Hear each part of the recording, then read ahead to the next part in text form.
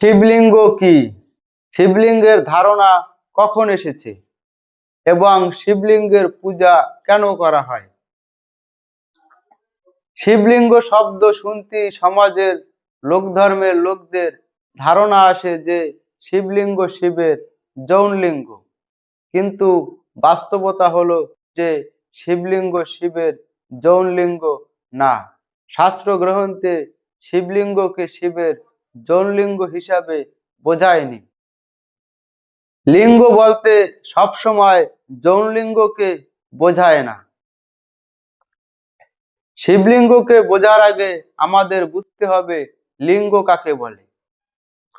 কোনো কিছুকে বোঝানোর জন্য যে চিহ্ন ব্যবহার করা হয়, যে লক্ষণ ব্যবহার করা হয় বা যে দাগ কাটা হয় তাকে লিঙ্গ বলে। শিবলিঙ্গের অর্থ কি? শিবলিঙ্গ হলো পরম সত্য, জ্ঞান এবং পরম ব্রহ্ম, নিরাকার অকর্তা শক্তির ধারণা। বৈদিক সময়ে মুনি ঋষিদের ধারণা আসে যে এই সংসার কিভাবে সৃষ্টি হয়েছে এবং কিভাবে সৃষ্টি হয় ও ধ্বংস হয়। তো এই সংসারের ঊর্ধ্বে কেউ না কেউ তো আছেন যিনি এই সংসারকে পরিচালনা করছেন। কোনো তো এক শক্তি আছে যিনি সৃষ্টি ও ধ্বংস করছেন। তো সেই শক্তিকে রুদ্র বলা হয়েছে, যে রুদ্রের শক্তির মধ্য দিয়েই সৃষ্টি ও ধ্বংস হয় এবং এই সংসারের সৃষ্টি হয়েছে। তাই বেদে রুদ্রের ধারণা পাওয়া যায় এবং রুদ্রের উপাসনার কথা পাওয়া যায়। পরবর্তী সময়ে উপনিষদের সময় মুনি ঋষিদের ধারণা আসে এই সৃষ্টি ও ধ্বংস কিভাবে হয়। কোনো এক শক্তির দ্বারা তো সম্ভব না সৃষ্টি ও ধ্বংস করা। এই রুদ্র কে? তখন মুনি ঋষিরা সৃষ্টি ও ধ্বংসের রহস্য খুঁজতে গিয়ে জানতে পারে সেই ব্রহ্ম সত্য জ্ঞানকে। সেই ব্রহ্ম জ্ঞান, সেই সত্য জ্ঞান হলো শূন্য। এই সংসার মিথ্যা, এই সংসার এক ভ্রম। তোমার দু চোখ যা দেখছে সবকিছুই ভ্রম, মিথ্যা। এই সবকিছুর মূল কেন্দ্রে রয়েছে শূন্যতা। সেই শূন্য দিয়েই সবকিছুর শুরু হয়, আবার সেই শুরু গিয়ে শূন্যতে মিলিত হয়। আর এই প্রক্রিয়ার মধ্য দিয়েই এই সংসারের সৃষ্টি ও ধ্বংস হয়। সেই সত্য জ্ঞানই হলো মূল সত্য এবং ব্রহ্ম জ্ঞান। তো এই সৃষ্টি ও ধ্বংস এক শক্তির দ্বারা সম্ভব না। তখন মুনি ঋষিরা জানতে পারেন যে কোনো এক শক্তির মধ্য দিয়ে সৃষ্টি ও ধ্বংস হয় না, দুই শক্তির মিলনই সৃষ্টি হয় ও ধ্বংস হয়। সেই দুই শক্তি হলো চেতন শক্তি ও সৃজনশীল শক্তি। তো উপনিষদে সেই চেতন শক্তি ও সৃজন শক্তির ধারণা আসে। চেতন শক্তি হলো এই বিশাল আকাশ এবং সৃজন শক্তি হলো এই প্রকৃতি। তো এই দুই শক্তির মিলনেই এই সংসারে সৃষ্টি হয়, ধ্বংস হয়। সেই ধ্বংসের মূলেই হলো শূন্যতা। সেই শূন্যতা থেকেই সবকিছুর শুরু। কোনো কিছু শুরু না হলে ধ্বংস হয় না, ধ্বংস না হলে কোনো কিছুর শুরু হয় না। সেই সত্যকে বোঝাই হলো ব্রহ্ম জ্ঞানকে জানা। সেই সত্য জ্ঞানকে, সেই ব্রহ্ম জ্ঞানকে তখনই জানতে পারবে যখন আত্মজ্ঞানকে জানতে পারবে, নিজেকে জানতে পারবে। পরবর্তী সময়ে পুরাণ যুগে সেই চেতন শক্তি ও সৃজন শক্তির মিলিত আকার রূপ হলো শিবলিঙ্গ। শিবলিঙ্গের যে উপরের অংশ তাকে চেতন বলে।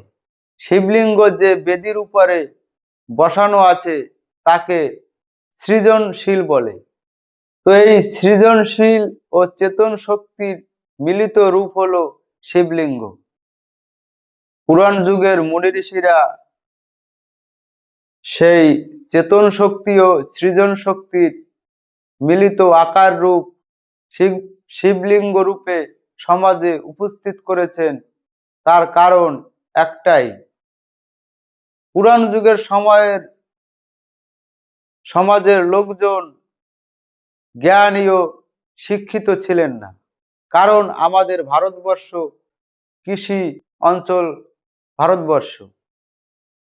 তখনকার সময়ের লোকজন শিক্ষা ও জ্ঞান অর্জনের প্রতি মনোযোগী ছিলেন না। তারা ভাবতেন জ্ঞান অর্জন ও শিক্ষা গ্রহণ করে কি হবে, আমাদের তো সেই কৃষি চাষবাস করেই খেতে হবে।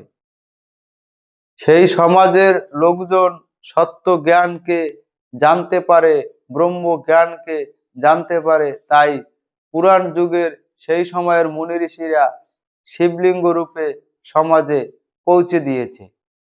যেই শিবলিঙ্গের পূজার মধ্য দিয়ে সেই সত্য জ্ঞানকে জানতে পারে, পরম জ্ঞানকে জানতে পারে। শিবলিঙ্গের পূজা মানে সেই সত্য জ্ঞানকে অর্জন করা, গ্রহণ করা, সেই ব্রহ্ম জ্ঞানকে গ্রহণ করা হলো আসল পুজো। মানে সেই আত্মজ্ঞানকে অর্জন করা, নিজেকে জানাই হলো আসল পুজো শিবলিঙ্গের। শিবলিঙ্গের পুজো মানে অন্ধভক্তি, অন্ধবিশ্বাস, নিয়ম রীতি, কর্মকাণ্ড এসব না। শিবলিঙ্গের পূজা মানে শিবলিঙ্গের মাথায় জল ঢালা, দুধ ঢালা না। শিবলিঙ্গের পূজা সেই সত্যকে জানা। বেদে পাওয়া যায় রুদ্র রূপের ধারণা এবং উপনিষদে চেতন শক্তি ও সৃজন শক্তির ধারণা পাওয়া যায়। তারপরে সেই চেতন শক্তি ও সৃজন শক্তির ধারণা এবং পুরাণে শিবলিঙ্গের আকার রূপ পাওয়া যায়। এবং পুরাণ গ্রন্থের লিঙ্গ পুরাণ, স্কন্দ পুরাণ ও শিব পুরাণেই পাওয়া যায় শিবলিঙ্গের পূজা ও আরাধনা। তো সেই পুরাণ যুগ থেকে শিবলিঙ্গের পূজা ও আরাধনা শুরু হয়। ষষ্ঠ দশক থেকে শিবলিঙ্গের পূজা ও আরাধনা শুরু হয়। তো পুরাণ যুগ থেকেই সমাজে শিবলিঙ্গের পূজা ও আরাধনার শুরু হয়। শিবের মূর্তি রূপ আগে ছিল না, বৈদিক সময়ে, উপনিষদ সময়ে এবং পুরাণ যুগে। শিবলিঙ্গের আকার রূপ দিয়ে সময়ের সাথে ধীরে ধীরে শিবলিঙ্গের আকার রূপ শিবের মূর্তি রূপ নিয়েছে এবং সমাজের লোকজন শিবলিঙ্গের আকার রূপকে শিবের মূর্তি রূপে তৈরি করেছে। তো শিবলিঙ্গের পরে শিবের মূর্তি রূপ এসেছে এবং তাই আমাদের সমাজে শিবলিঙ্গের পূজা ও শিবের মূর্তি পূজা দুটোই করা হয়। বাস্তবতা হলো যে তুমি যে শিবের মূর্তি রূপ দেখছো,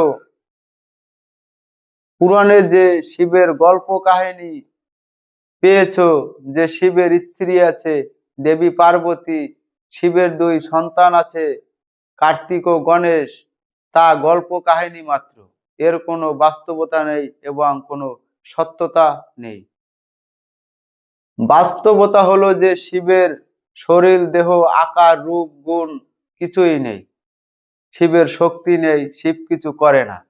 শিব হলো নিরাকার সত্য জ্ঞান এবং পরম ব্রহ্ম, তাকে শিব বলে। শিব কিছু করে না, শিবের কিছু করার প্রয়োজনই হয় না। কারণ সত্য জ্ঞান, ব্রহ্ম জ্ঞানের কোনো কিছু করার প্রয়োজন হয় না। তো সেই সত্য জ্ঞান ব্রহ্ম জ্ঞানই হলো শিব, এবং সেই শিবই হলো শিবলিঙ্গের আকার রূপ। শিবকে আমরা জানি যে শিব হলো ধ্বংসের দেবতা। তো সেই ধ্বংসই হলো শূন্য। ধ্বংস যখন হয়ে যায় তখন তো সেই শূন্যই সবকিছু। তো সেই শূন্যতাই হলো সেই পরম ব্রহ্ম সত্য, এবং সেই সত্য জ্ঞান। আর সেই সত্য জ্ঞান, সেই পরম ব্রহ্মই হলো শিব। পুরাণ গ্রন্থে শিবের অনেক নাম পাওয়া যায়। ভৈরব, মহাকাল, শঙ্কর, রুদ্র, কাল ভৈরব, মহাদেব ইত্যাদি। শিবলিঙ্গের মাথায় দুধ ঢালছো, জল ঢালছো, এসব করে শিবলিঙ্গের পূজা করা হয় না। আর অন্ধভক্তি, অন্ধবিশ্বাস, নিয়ম রীতি, কর্মকাণ্ড দিয়ে শিবলিঙ্গের পূজা করলে কোনো লাভ হবে না। শিবলিঙ্গের পূজা মানে সেই সত্যকে জানো, সেই সত্যকে জানার চেষ্টা করো, আত্মজ্ঞানকে অর্জন করো, নিজেকে জানো। নিজেকে জানা, আত্মজ্ঞানই হলো শিবলিঙ্গের আসল পূজা। পূজা মানে নিয়ম রীতি কর্মকাণ্ড না। পূজা মানে সেই সত্যকে জানা, সেই সত্যকে গ্রহণ করা, সেই সত্যকে অর্জন করাই হলো আসল পূজা।